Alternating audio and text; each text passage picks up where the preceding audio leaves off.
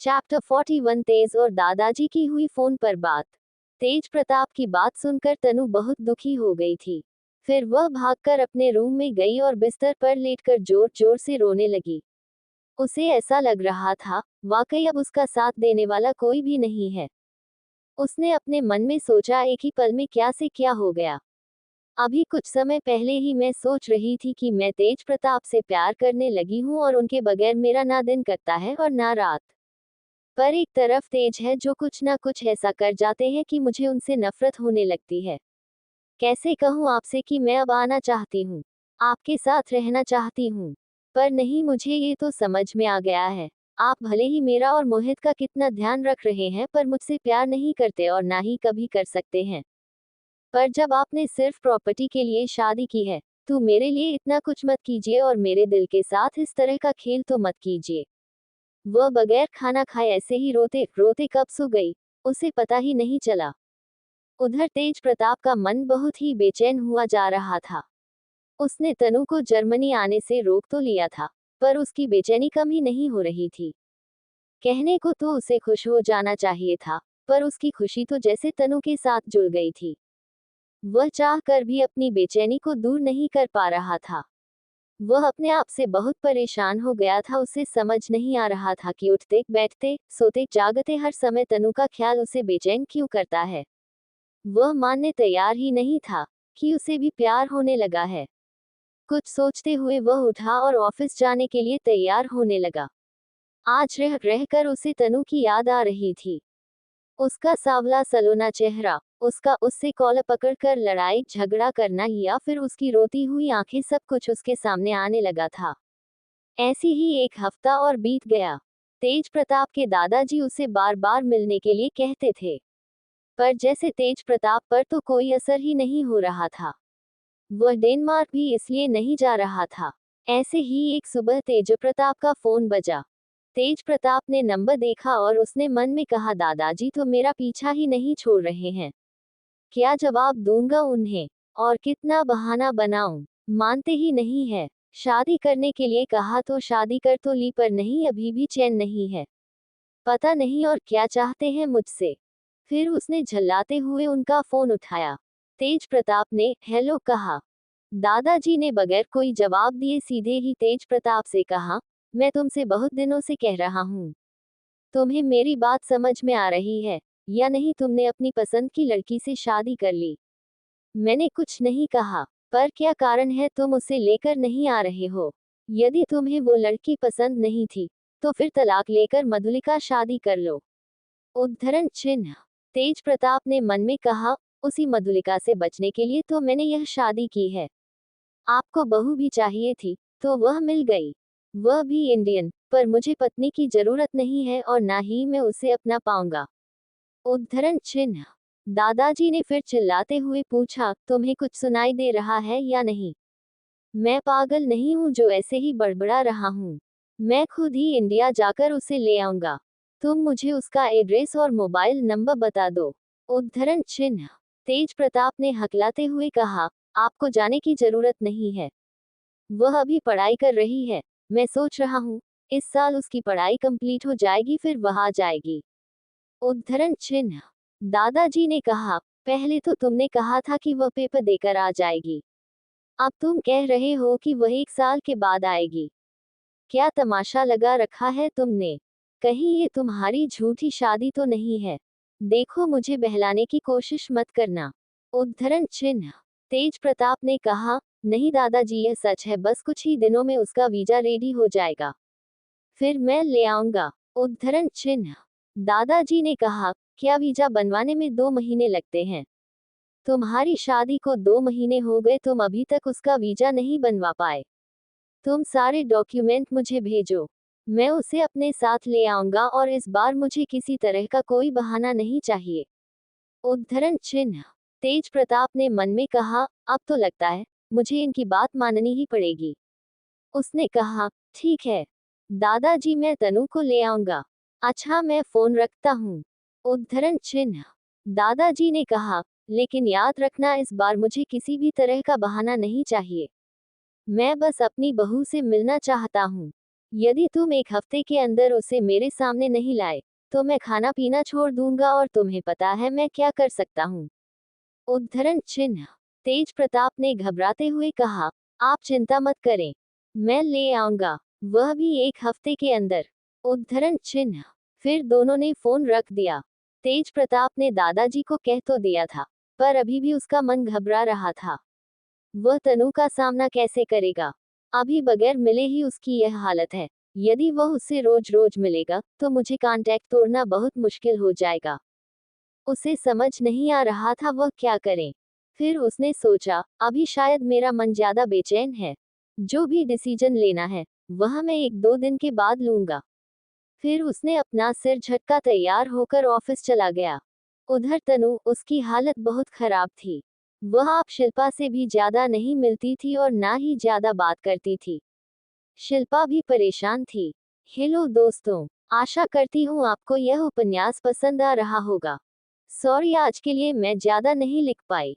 कल कोशिश करूंगी आपको बड़ा एपिसोड लिख कर देने के लिए। आगे जानने के लिए जुड़े रहिए पॉकेट एफएम से और पढ़िए contract marriage I melt with you का अगला चैप्टर। उद्धरण चिन्ह। चैप्टर 42। तेज प्रताप ने बुलाया है तनु को जर्मनी। शिल्पा ने तेज प्रताप को फोन लगाया। शिल्पा का फोन आते देख तेज प्रताप ने मन में कहा, हे भगवान, अब ये लड़की भी मुझे भजन सुनाएगी। अभी दादाजी के खत्म हुए हैं।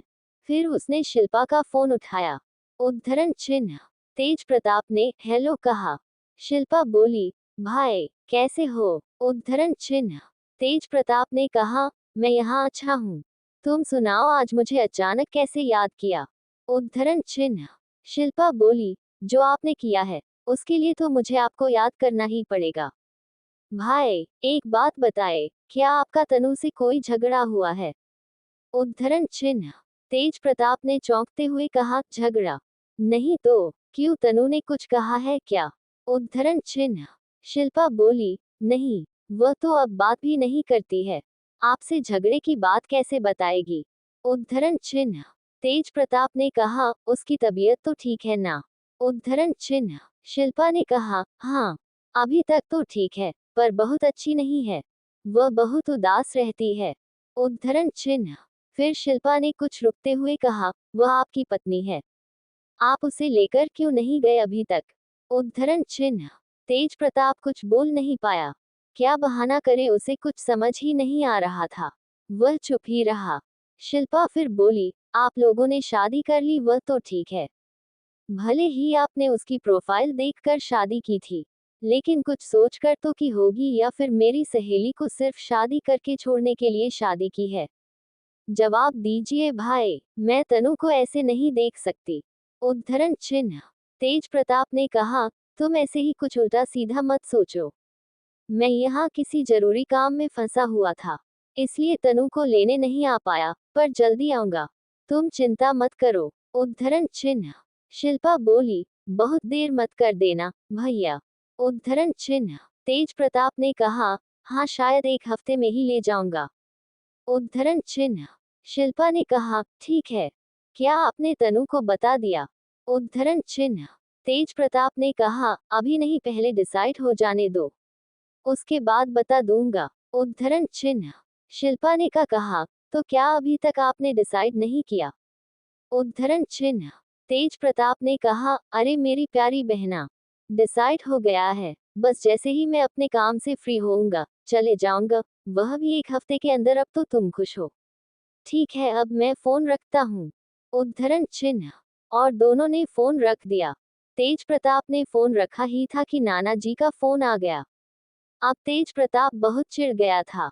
उसने मन में कहा, हे भगवान, मैं तो इस लड़की से शादी करके फंस गया हूँ। जिसको देखो वही मेरे ऊपर जा जा रहा है। कैसे सबको समझाऊं कि मैं यह शादी नहीं निभाना चाहता। मुझे नहीं पता था, इस लड़की के कारण मैं इतनी बुरी तरह फंस जाऊंगा। एक तो इधर मधुलिका परेशान कर रही थी और उस तरफ इस लड़की को देखकर मेरा दिल इसकी मदद करने को कह रहा था। पर देखो, इसी को कहते हैं नेकी कर और दरिया में कूद। कर लिया भला इसका, अब सब मेरे पीछे पड़ गए हैं। एक नानू ही बचे थे, लो उनका भी फोन आ गया। उद्धरण चिन्ह। उसने नानू का फोन उठाया। नानू ने भी फोन उठाते ही सीधे ही तेज प्रताप को डांटना शुरू कर दिया था। उन्होंने कहा, मोंटी, लगता है दिग्विजय ने तुझे जरा सी भी तमीज नहीं सिखाई है, पूरा फिरंगी बना दिया है, वहां ले जाकर। सारे रिश्ते नाते तुम भूल गए हो। अरे किसी से भी नहीं, पर मुझसे मिलने कब आ रहे हो? देखो मेरी थोड़ी सी जिंदगी बची है, मैं चाहता हूँ तुम्हारे बच्चों को देखूं। तुम तो जानते हो, तुम मेरी शालू के इकलौते बच्चे हो और मैं चाहता हूँ तुम हमेशा खुश रहो।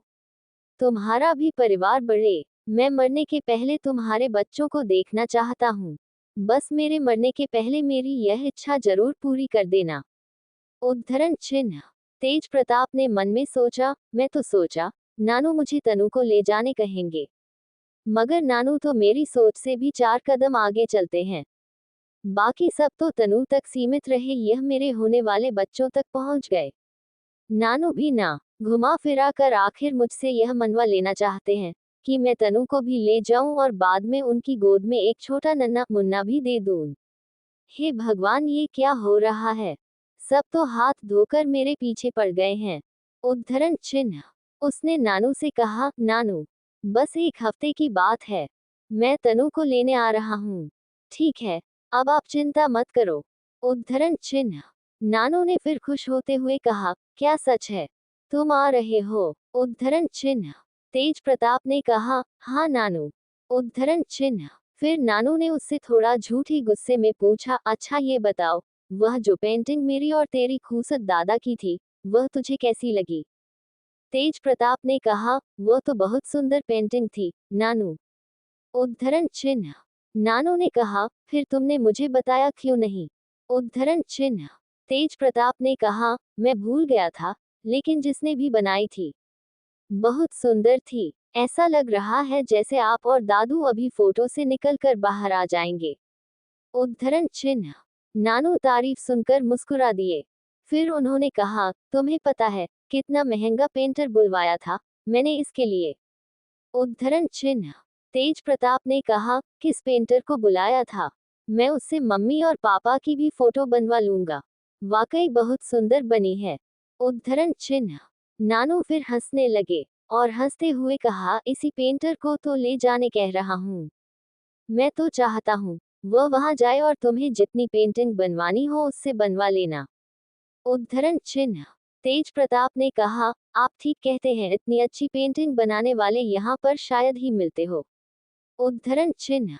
नानू ने कहा, तभी तो यहाँ इंडिया से लेकर जाने बोल रहा हूँ। जानना नहीं चाहोगे उसका नाम क्या है? उद्धरण चिन्ह। तेज प्रताप ने कहा, हाँ नानू, आप उसका नाम और एड्रेस मुझे बता देना, मैं उसे जरूर यहाँ बुला लूंगा। उद्धरण चिन्ह। नानू ने हंसते हुए कहा, गजब है, तुम्हें इस खास पेंटर की काबिलियत के बारे में कुछ नहीं पता। उद्धरण चिन्ह। फिर उन्होंने हंसते हुए कहा, पता चल जाएगा फिर। और फिर उन्होंने कहा, अच्छा मैं आप फोन रखता हूँ, आशा करता हूँ तुमसे जल्द मुलाकात होगी। उद्धरण चिन्ह। तेज प्रताप सोच में पड़ गया। वह काफी देर तक उस पेंटर के बारे में सोचता रहा। तनु ने भी अब यह मान लिया था कि अब उसे अकेले ही रहना है। वह समझ गई थी कि तेज प्रताप उससे मिलना नहीं चाहता है, पर क्यों, अभी भी उसे समझ नहीं आ रहा था। उसने सोचा, अभी लगता कि यह 1 साल में खाली ही रहूंगी, पर डिग्री कंप्लीट नहीं थी, इसलिए बहुत अच्छी जगह जॉब मिलना मुश्किल था। उसे खाली घर कचोटने लगा था। उसने अपना रिज्यूम इधर उधर भेजना भी शुरू कर दिया था। दिल्ली में बहुत सारी कंपनी थी जहां तनु ने अपना रिज्यूम भेजा था, लेकिन लगभग सभी जगह से उसका रिज्यूम रिजेक्ट हो गया था, क्योंकि उसका ग्रेजुएशन कंप्लीट नहीं हुआ था। फिर उसने एक बेंगलोर की कंपनी का भी ऐड देखा था, जिसमें आर्ट डिजाइनर की आवश्यकता थी। उसने सोचा, एक बार इसमें भी कोशिश करके देखती हूँ। उसने अपना रिज्यूम डाल दिया था और आश्चर्यजनक रूप से उसे वहां सिलेक्ट कर लिया गया था। हालांकि सैलरी बहुत ज्यादा नहीं थी, लेकिन इतनी थी कि तनु अपना और मोहित का खर्चा आराम से चला सकती थी। वह छोटा फ्लैट भी ढूंढ रही थी और मकान के लिए नए खरीदार भी। जिस दिन उसकी बात तेज प्रताप से हुई थी, उसने मन में एक बात ठान ली थी कि जितना जल्दी हो सके तेज प्रताप का एहसान वापस कर देना है। वह उस लालची इंसान का एक भी एहसान नहीं लेना चाहती थी। अभी उसके हाथ बंधे हुए थे, मगर तेज प्रताप के लिए गुस्सा बढ़ता ही जा रहा था। अभी दिल्ली के इस बंगलों के लिए कोई खरीदार नहीं मिले थे। वह इसे ज्यादा से ज्यादा कीमत में बेचना चाह रही थी, पर ऐसा न होते देख फिर उसने अपने एक वकील से प्रॉपर्टी के वसीयतनामा को बनाने कहा। एक किराएदार अगले महीने आने तैयार थे। इस बंगलों का किराया भी उसे काफी अच्छा मिलने वाला था, तो उसने सोचा कम से कम किराए से ही चढ़ा दूंगी मकान को, और कुछ दिन शिल्पा के साथ रहने के बाद बेंगलुरु चली जाऊंगी। जब मोहित आएगा तो उसे भी अपने साथ बुला लूंगी। उसने अकेले ही बहुत बड़े बड़े डिसीजन ले लिए थे, जिसके बारे में उसने ना शिल्पा को बताया था और नानू को, और ना ही तेज प्रताप को। उसने 2 दिन बाद बेंगलुरु जाने की लगभग पूरी तैयारी कर ली थी, वह भी शिल्पा को बगैर बताए। उसे अगले दिन सुबह ही निकलना था और रात में बहुत सारी तैयारियां करके अपनी फेवरेट जगह झूले में बैठी कुछ सोच रही थी। तभी उसके पास तेज प्रताप का फोन आया। तनु ने अनमने मन से हेलो कहा। तेज प्रताप ने कहा, तुम ठीक तो हो? तनु ने कहा, हाँ बिल्कुल, मुझे क्या हुआ है? मैं बिल्कुल ठीक हूँ यहाँ पर, और आपको भी मेरी चिंता करने की कोई जरूरत नहीं है। उद्धरण चिन्ह। तनु की ऐसी बातें सुनकर तेज प्रताप को जैसे धक्का सा लगा। उसने कहा, तनु, वह दादाजी तुमसे मिलना चाहते हैं और अरुण भी वहां आ रहा है। तुम उसके साथ कल की फ्लाइट से जर्मनी आ जाना। अपने साथ ज्यादा सामान लाने की जरूरत नहीं है। यहाँ तुम्हारी जरूरत का सारा सामान अरेंज करा दिया जाएगा। तुम कुछ दिन रहकर इंडिया वापस जा सकती हो। तुम्हारे लिए कोई बंदिश नहीं है। बस दादाजी तुमसे मिलना चाहते हैं। उद्धरण चिन्ह। तनु ने कहा, क्या सिर्फ दादाजी मिलना चाहते हैं? उद्धरण चिन्ह।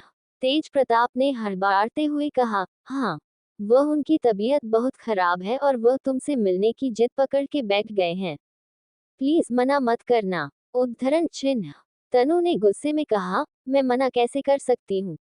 मैंने तो ये कॉन्ट्रैक्ट साइन किया है और इसमें साफ लिखा था कि मुझे आपके परिवार की बहू बनकर रहना है और सारी जिम्मेदारी और भी निभानी है। उद्धरण चिन्ह। तेज प्रताप ने कहा, तो फिर ठीक है, अरुण आ जाएगा। उन दोनों ने फोन रख दिया। तनु ने गुस्से में फोन वही झूले पर पटक दिया और गुस्से में बोली, क्या इतना भी नहीं लगा कि खुद लेने आ जाए? अरुण को भेज दिया, मुझे लेने जी तो कर रहा है। कह दूं कि मुझे नहीं आना, पर कुछ भी हो, तेज प्रताप ने मेरी उस समय मदद की जब मुझे सबसे ज्यादा जरूरत थी, और इस कॉन्ट्रैक्ट के मुताबिक जो तुम चाहोगे वह तो मुझे करना ही है। उद्धरण चिन्ह। उसकी आंखों से आंसू गिरने लगे। वह वहीं झूले पर लेट गई। उसे समझ नहीं आ रहा था कि वह बेंगलुरु जाए या जर्मनी, और सोचते सोचते वह वहीं सो गई। हेलो दोस्तों, आशा करती हूँ आपको यह उपन्यास पसंद आ रहा होगा। आगे जानने के लिए जुड़े रहिए पॉकेट एफएम से और पढ़िए contract marriage I melt with you का अगला चैप्टर। उद्धरण चिन्ह। चैप्टर 43। तनु है तैयार। तनु इसी उधेड़बुन में थी कि उसे जर्मनी जाना है या बेंगलुरु। उसे समझ नहीं आ रहा था। वह वहीं झूले पर सो गई थी। सुबह के 8 बजे तनु की नींद खुली। छत पर धूप हो गई थी। तनु की आंखें बहुत भारी हो रही थी और कई दिनों से ठीक से खाना ना खाने के कारण उसकी तबीयत भी ठीक नहीं थी। इन पिछले 2 महीने में तनु थोड़ा दुबली भी हो गई थी। सारी रात झूले पर सोने के कारण तनु के बदन में भी दर्द हो रहा था। वह बोझिल मन से झूले से उठी। उसने अपना फोन उठाया, जिसकी स्क्रीन थोड़ी क्रैक हो गई थी। उसने उसे गुस्से में देखा और अपने आप से ही कहा, पता नहीं कितना गुस्सा आता है मुझे, और गुस्से में मैंने हमेशा अपना ही नुकसान किया है। फिर वह बड़बड़ाते हुए नीचे की तरफ चली गई। रामू दादा ने नाश्ता बना लिया था। इतने दिन घर में रहने पर उसने रामू दादा से थोड़ा बहुत खाना बनाना सीख लिया था, पर अभी भी सारी चीजें बहुत अच्छे से नहीं बनती थी। उसने मन में कहा, शिल्पा को फोन करके बता देती हूँ। पता नहीं कितने बजे अरुण आने वाला है। तनु जब से नानू से मिली थी, वह हर 1-2 दिन में उन्हें फोन लगाना नहीं भूलती थी, पर शिल्पा से बात बहुत कम हो पा रही थी। तभी डोर बेल बजी। उसने दरवाजा खोला। देखा सामने अरुण है। अरुण ने आते ही पूछा, अरे तनुजा जी, अभी तक आप रेडी नहीं हुई? हमें 10 बजे तक तो निकलना भी है। उद्धरण चिन्ह। तनु ने झल्लाते हुए कहा, हद हो गई है, ये तो मुझे तो किसी ने बताया भी नहीं, कितने बजे निकलना है? कम से कम तुम तो फोन कर लेते। तुम्हारा वो खूसट बॉस तो सिर्फ ऑर्डर देता है, ये कर लेना, वो कर लेना। अरे मुझे टाइम तो बता देते। मुझे कौन सा काम कब करना है मुझे पता ही नहीं है। उसने झल्लाते हुए कहा, अभी मेरी कुछ भी पैकिंग नहीं हुई है। उद्धरण चिन्ह। अरुण ने कहा, वैसे तो हमारा प्राइवेट जेट है, लेकिन जर्मनी में अभी मौसम ठीक नहीं है और हमें वहां पहुंचने में 8 से 10 घंटे लग जाएंगे। आप जितनी जल्दी करेंगे, हम उतनी जल्दी पहुंच जाएंगे। उद्धरण चिन्ह। तनु ने चिड़चिड़ाते हुए कहा, तो क्या ऐसी नाइट ड्रेस में चलूं? शादी भी तो ऐसे गंदे कपड़ों में हुई थी। दादाजी से मिलने भी नाइट ड्रेस में चले जाती हूँ। उद्धरण चिन्ह। अरुण उसकी बात सुनकर हंसने लगा। उसने कहा, अभी थोड़ा समय है, जल्दी जाए और तैयार होकर आ जाए। जितना चाहे उतना मेकअप कर लीजिए पर जरा जल्दी। उद्धरण चिन्ह। तनु ने उसकी तरफ गुस्से में देखा और कहा, मुझे मेकअप करना नहीं आता है, पर कम से कम ढंग से तैयार तो होने दो। उद्धरण चिन्ह। फिर वह बड़बड़ाते हुए अपने रूम में चली गई। उसने मन में कहा, लगता है आज भूखे पेट भी जाना पड़ेगा। उद्धरण चिन्ह। ऊपर जाते जाते उसने रामू दादा से कहा, रामू दादा आप अरुण को नाश्ता करा दो। और वह जल्दी से ऊपर चली गई। लेट उठने और हड़बड़ी में कॉलेज जाने के कारण तनु की वैसे भी प्रैक्टिस थी बहुत जल्दी तैयार होने की। वह 15 मिनट में तैयार हो गई थी। उसने बेंगलुरु जाने के लिए बहुत सारा सामान पैक किया था। उसने बड़बड़ाते हुए एक छोटा बैग निकाला। उसमें उसने सलवार कुर्ती, जीन्स और अपनी माँ के दिए हुए एक छोटा सी मोती की माला और उसी से मैचिंग के कान के बुंदे रखे। ये तनु की प्रिय ज्वेलरी थी। फिर उसने कुछ जरूरी सामान जल्दी जल्दी पैक किए। बेंगलुरु जाने वाला बैग वापस पैक करके रख दिया।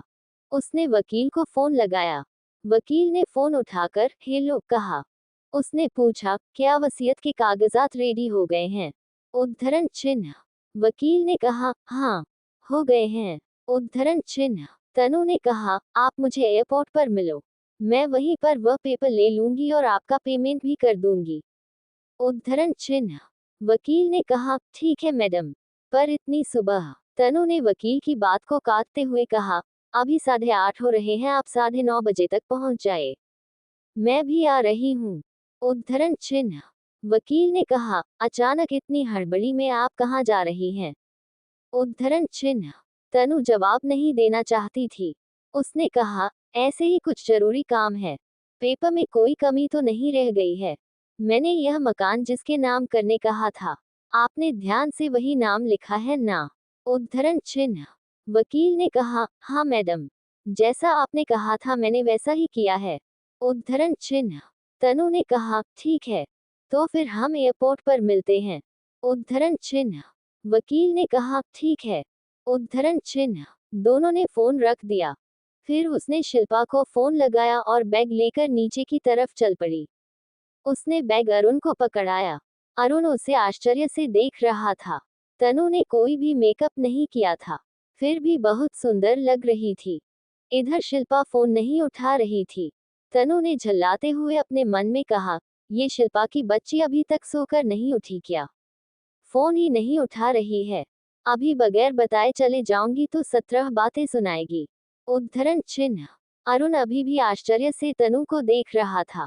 तनु ने उससे इशारे में पूछा, क्या हुआ? फिर कहा, देखो मैं जल्दी जल्दी तैयार हुई हूँ, इसलिए ऐसे मत देखो, मुझे पता है मैंने मेकअप नहीं किया है।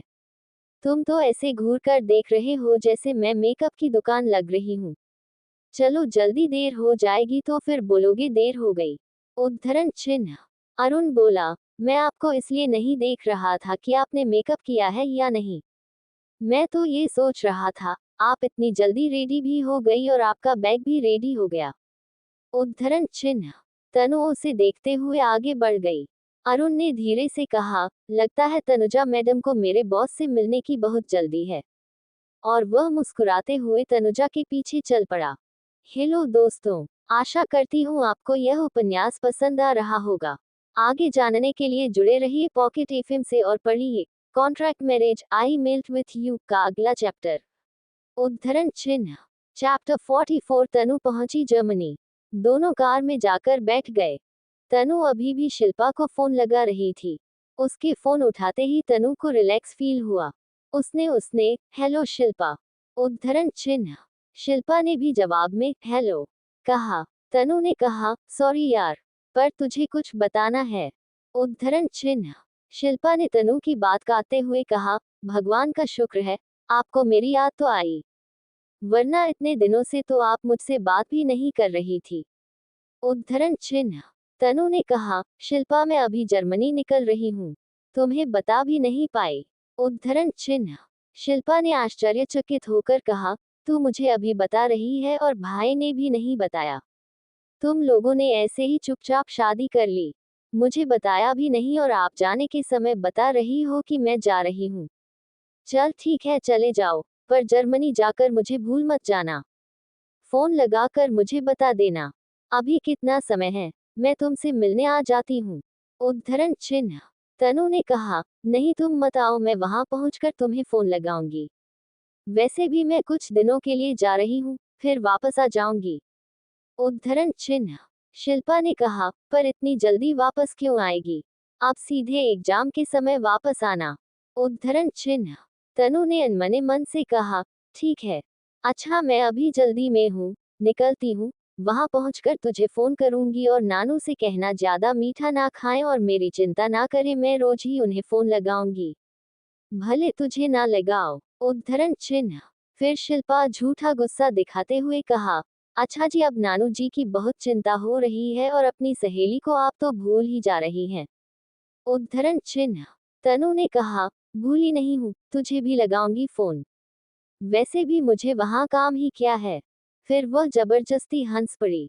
शिल्पा ने कहा, ठीक है, वहां मुझे पहुंचकर फोन करना और मैं भी भाई को फोन लगाकर उनकी अच्छी खबर लूंगी कि मेरी सहेली को बुला लिया और मुझे बताया तक नहीं, इसलिए नहीं बताया कि कहीं मैं भी ना जाऊं, उद्धरण चिन्ह।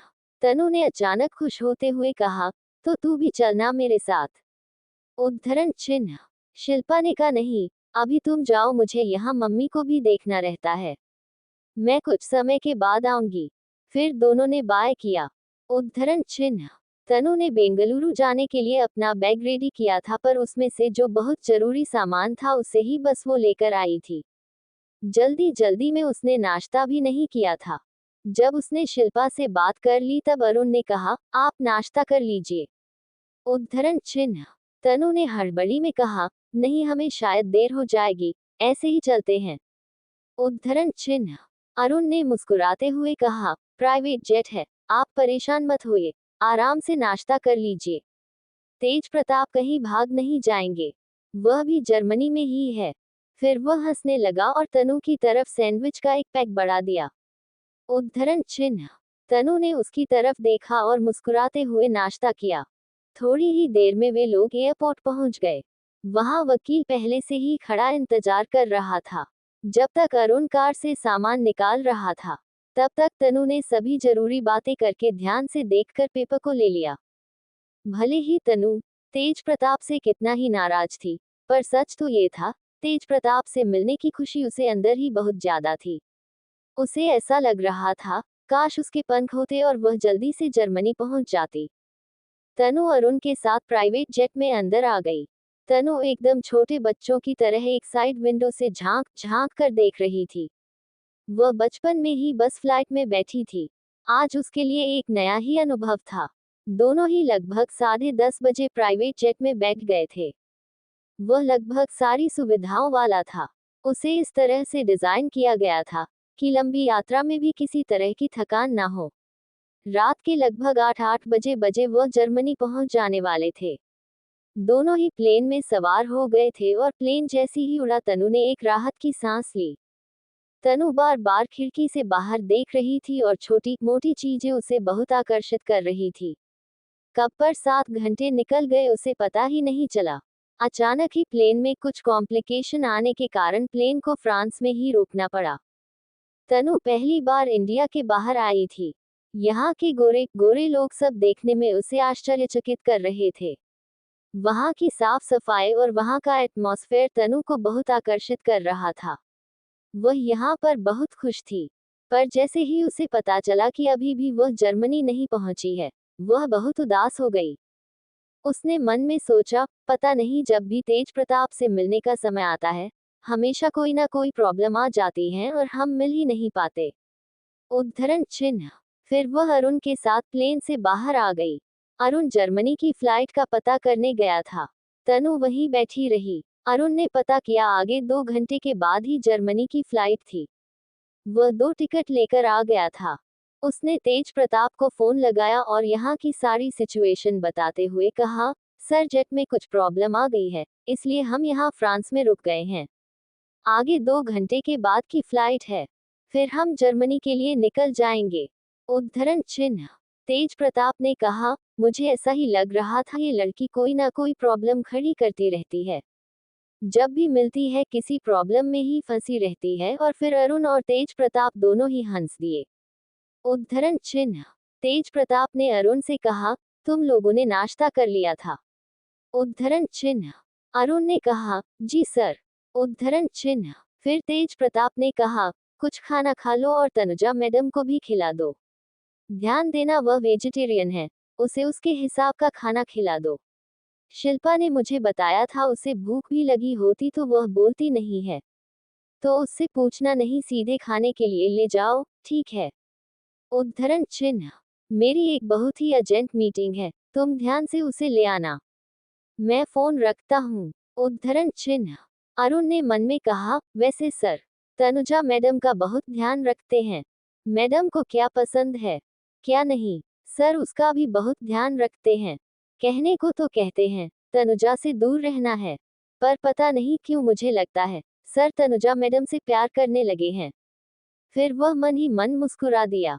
अरुण तनु के पास वापस आया। तनु और अरुण एक वेज कैफे में गए। वहां उन्होंने वेज डिश खाई। तनु अपनी आदत के अनुसार अरुण को मना करती रही, पर अरुण माना नहीं, उसने तनु को वेज सैंडविच खिलाया। फ्रांस में इस समय ज्यादा ठंड नहीं थी। तनु आश्चर्य से हर तरफ देख रही थी। सितंबर का महीना था, बस हल्की हल्की ठंड पड़ रही थी। तनु ने मन में सोचा, मैं तो बेंगलुरु जाने वाली थी और वैसे ही कपड़े मैंने पैक किए थे। यहाँ आने की समय तो मुझे ध्यान ही नहीं था और मैं गर्म कपड़े भी नहीं लाई हूँ। पता नहीं वहाँ जर्मनी में ठंड होगी या नहीं। उद्धरण चिन्ह। फिर उसने अरुण से पूछा, क्या जर्मनी में ठंड होगी? अरुण ने कहा, हाँ यहाँ से थोड़ी ज्यादा ही है। तनु ने फिर कुछ नहीं कहा, वह कुछ सोचने लगी। फिर वे लोग वापस पैसेंजर वेटिंग एरिया में बैठ गए। दोनों ही अपनी फ्लाइट का इंतजार कर रहे थे। तभी अरुण के पास तेज प्रताप का फोन आया। अरुण ने हेलो कहा। तेज प्रताप ने कहा, अरुण तुम्हारे घर से फोन आया था, तुम्हारे फादर की तबीयत ठीक नहीं है, मैंने उन्हें हॉस्पिटलाइज करा दिया है।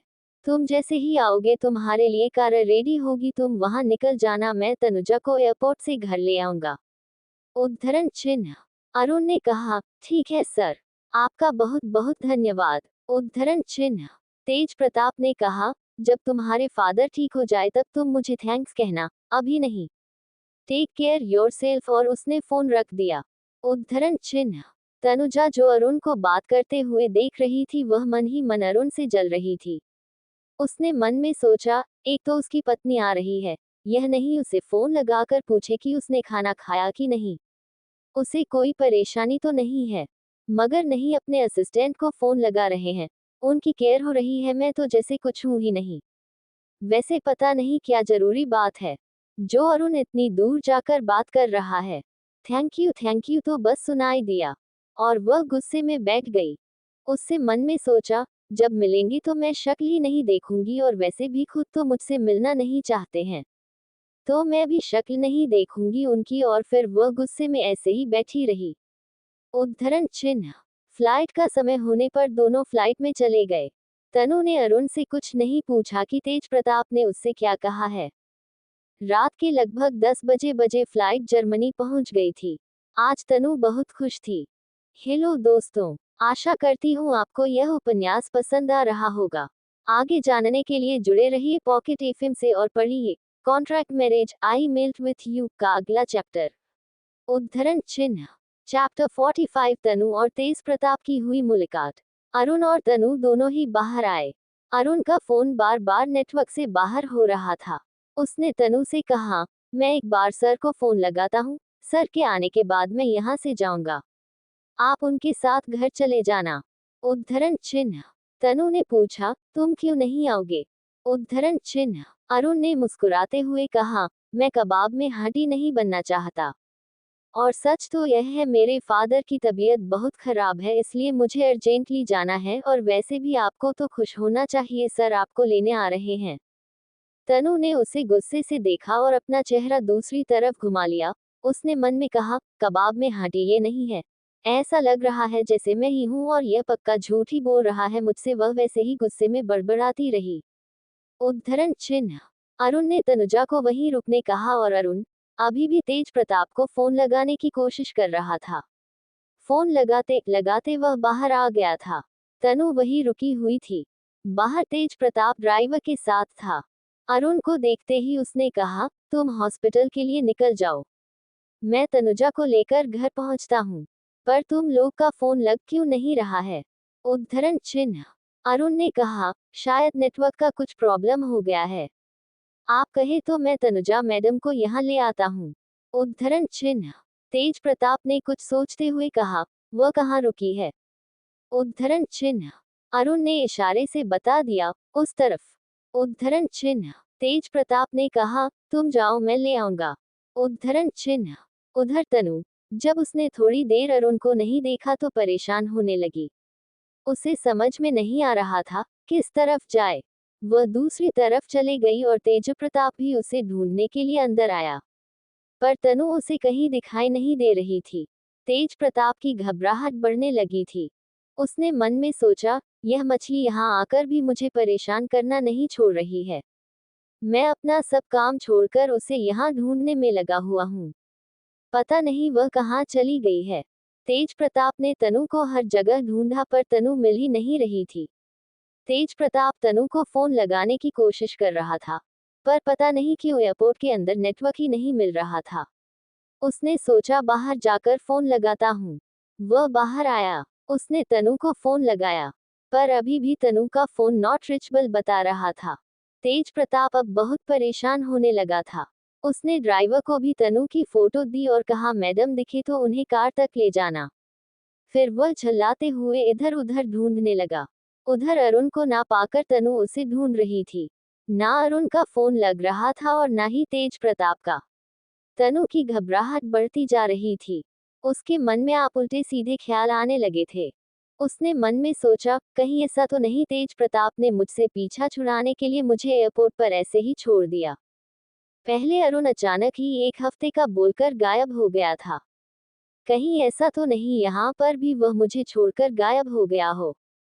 देखो उसका फोन भी नहीं लग रहा है और उसकी आंखों से आंसू गिरने लगे। उसे मन में सोचा, मैं इंडिया में होती तो कोई दिक्कत ही नहीं थी, पर यहाँ जर्मनी मैं तो पहली बार आई हूँ। मुझे तो पता ही नहीं किस तरफ जाना है। फिर वह गेट से निकलकर बाहर आकर खड़ी हो गई। उसने मन में सोचा, अरुण यहाँ तो मुझे देखेगा ही, यही खड़ी रहती हूँ, और वही सामान रखकर इधर उधर देखने लगी। उसे कहीं भी अरुण नजर नहीं आ रहा था। उसकी आंखों से आंसू बरसने लगे थे। वह मन ही मन भगवान को याद करने लगी। उसने कहा, हे भगवान, मैं ये कहाँ फंस गई हूँ। मुझे नहीं पता था मैं इस तरह अकेले हो जाऊंगी। किस तरफ जाना है मुझे तो पता ही नहीं है। और वह दोनों हाथों से अपने चेहरे को ढक कर रोने लगी। उधर तेज प्रताप भी तनु को ढूंढने में लगा था। वह बहुत परेशान गया था। लगातार आधे घंटे से भी ज्यादा समय से वह तनु को ढूंढ रहा था। अचानक ही उसका ध्यान एक लड़की पर पड़ा जो दोनों हाथों से अपने चेहरे को ढकी हुई थी।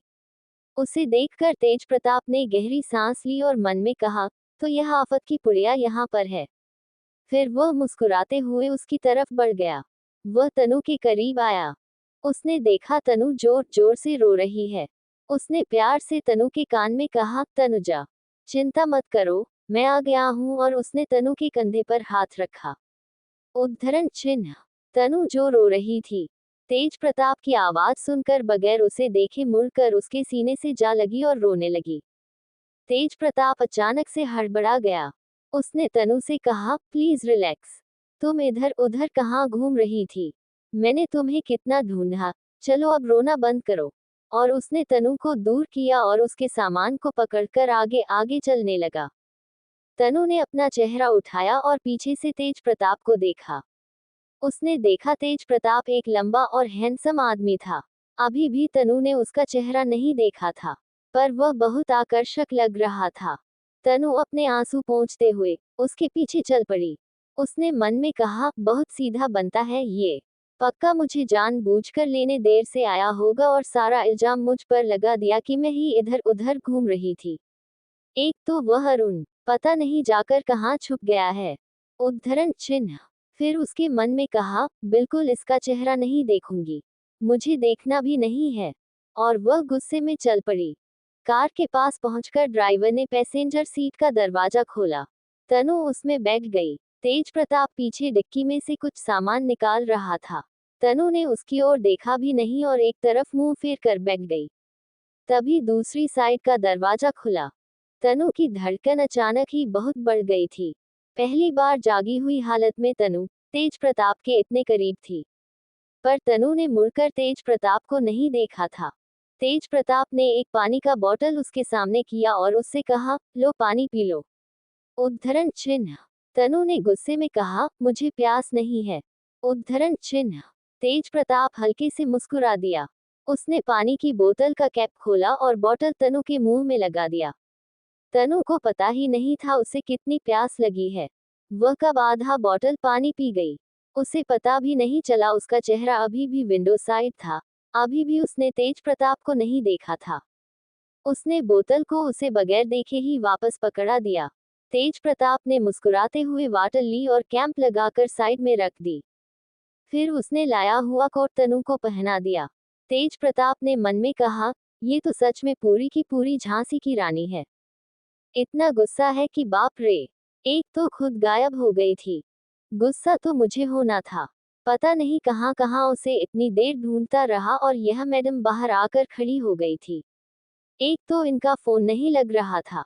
पता नहीं कैसे कैसे ख्याल मेरे मन में आ रहे थे। एक तो यहाँ ये पहली बार आई थी। मैं कितना डर रहा था, मैं ही यह जानता हूँ। बार बार मन में बुरे ख्याल आ रहे थे, कहीं इसे कुछ हो तो नहीं गया। पर इसे क्या, इसे तो मुझसे कोई मतलब ही नहीं है। और फिर वह भी दूसरी तरफ मुंह करके बैठ गया। आधे घंटे में ही दोनों घर में पहुंच गए थे। रात के लगभग 11:30 होने लगे थे। तनु को हल्की नींद भी आने लगी थी और वह गाड़ी में कब सो गई उसे पता ही नहीं चला था। बहुत थकी हुई थी और थकान से उसे नींद आ गई। नींद में ही उसका सिर तेज प्रताप के कंधे पर जा लगा। तेज प्रताप ने उसका सिर हटाया नहीं, उसे ऐसे ही सोने दिया। घर आने पर उसने धीरे से उसका सिर सीधा किया और गाड़ी से नीचे उतरा। ड्राइवर ने दरवाजा खोला और वह तनु को कुछ बोलने वाला था, पर तेज प्रताप ने मना कर दिया। तेज प्रताप ने धीरे से तनु को गोद में उठाया। उसने देखा तनु बिल्कुल आराम से सोई हुई है। तेज प्रताप ने मन में कहा, सचमुच इस लड़की को इसकी नींद में कहीं पर भी पटक आओ, इसे बिल्कुल पता नहीं चलेगा। देखो कितने आराम से सो रही है। अभी मैं इसे उठाकर घर की बजाय गाय के बीच में डेयरी छोड़ आऊंगा, तब भी शायद इसे पता नहीं चलेगा। और वह मुस्कुराते हुए तनु को बेडरूम तक ले आया। उसने उसे सुलाया। उसका ध्यान तनु के सुनहरे चेहरे पर पड़ा। वो उसे थोड़ी देर देखता ही रहा, फिर उसने अपने सिर पर एक हाथ मारा और कहा, पता नहीं इस लड़की में क्या है, जब भी इसे देखता हूँ देखता ही रह जाता हूँ।